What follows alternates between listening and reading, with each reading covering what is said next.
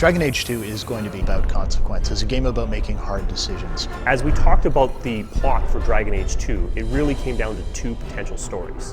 One, which felt a lot like Dragon Age Origins, and the second, which delved into a lot more about the actual lore and history of Dragon Age 2. The second option was the tougher option to tell.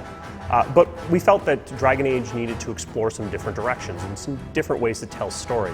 Hawk, the man or woman that the player steps into the shoes of, is a refugee, someone who escaped the Blight and spawned a legend. Hawk is going to be a different character based on the actual dialogue options you pick.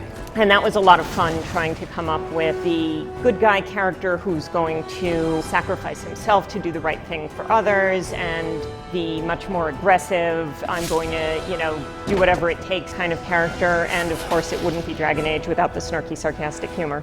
She fills her days making poisons and cake. Tell me you didn't try the cake. How did he rise to power? How did he become the champion of Kirkwall? What's brought the city and later the entire world to the brink of war? These are questions that need to be answered. It's like one of those moments in history where people will talk about for centuries afterwards that I knew someone was there, or read stories about the people who were there. So the player gets to be there at that pivotal moment.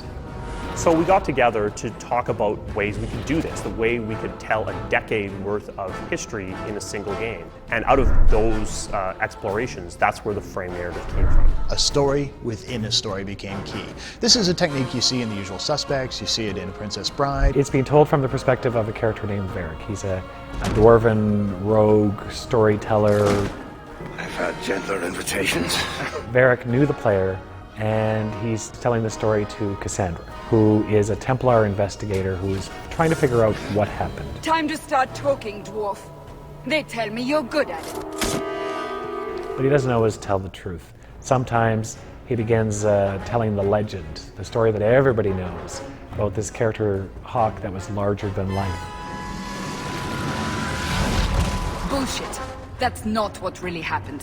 When a book or a movie does a frame narrative, the narrator knows how things are going to turn out. But in a video game, we can't know that, because the way you choose to play is going to affect the narration. And what's so very cool about this is, while we can't really take credit for frame narrative, it's been used for hundreds of years, I think this may be one of the first, the truly interactive frame narratives.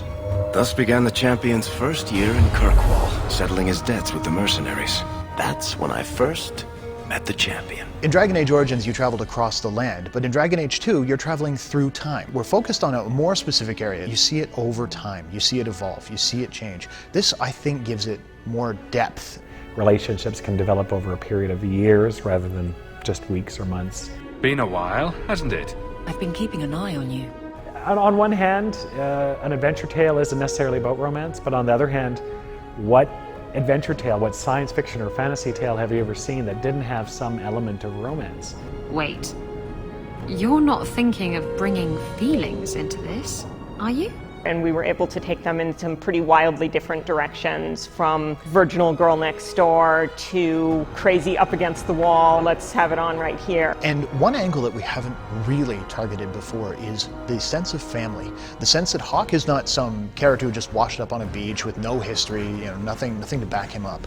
He's got a mother, he's got siblings, and they come with him.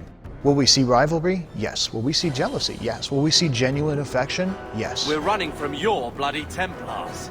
I'm in charge. You do what I say. Right, brother. So it's obvious, well, if I'm going to become the champion of Kirkwall, why bother playing? Well, the question is, what is a champion of Kirkwall? Is there a political significance? Do I command an army? Have I got some sort of superpower that no one's told me about? And in a lot of ways, how you choose to play will help define that. It would have been very easy for us after Origins to sit on our laurels and just do what was already successful and not try anything new.